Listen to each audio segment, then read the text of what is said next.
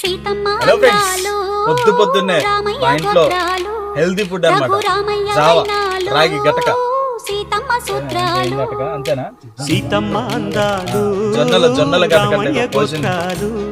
రఘురామయ్య వైనాలు సీతమ్మ సూత్రాలు ఏకమవ్వాలంటే ఎన్ని యాత్రాలు ఏకమవ్వాలంటే ఎన్ని యాత్రాలు ఏకమైన చోట వేద మంత్రాలు ఏకమైన చోట వేద మంత్రాలు సీతమ్మ అందాలు రామయ్య గోత్రాలు రఘురామయ్య వైనాలు